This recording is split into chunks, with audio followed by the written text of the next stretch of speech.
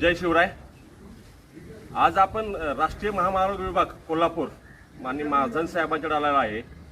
विषय आहे की कृष्णा पुलावरती संरक्षक जाळी बसवण्याबाबत बरेच दिवसापासून बरेच महिन्यापासून रक्षक प्रतिष्ठान या संदर्भात सातत्याने पाठपुरावा करत आहे। त्याचं एक निवेदन पूर्वी आपण दिलं होतं, रास्ता रोक होतं माननीय प्रांत साहेबांना।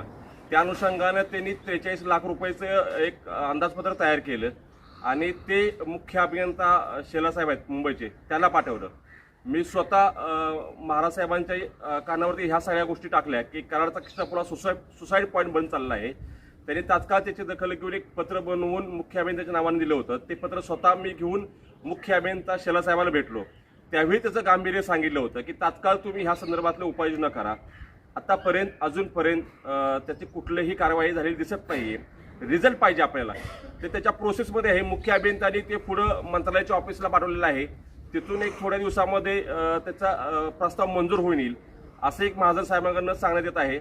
गेले बरेच दिवस झाला आपण सांगतोय की नुकत्याच 1 जानेवारीला एका युवतीने तिथून आत्महत्या केली पुलावर उडी मारून। अख्खं कराड हळहळलं त्या सगळ्या गोष्टीत।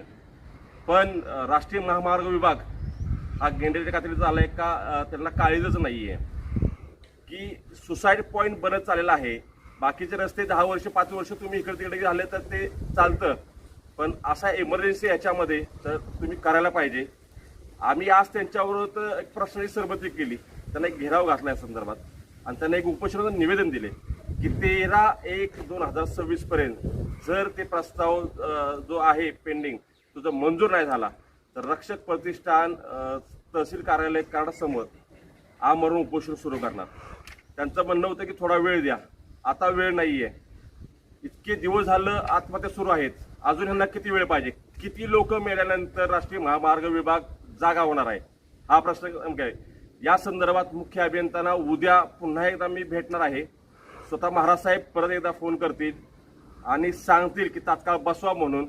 जर 13/1 पर्यंत नाही बसलं तर रक्षक प्रतिष्ठान साहेब रस्त्यावर उतरून आंदोलन करणार, एवढं सांगतो। जय हिंद, जय महाराष्ट्र।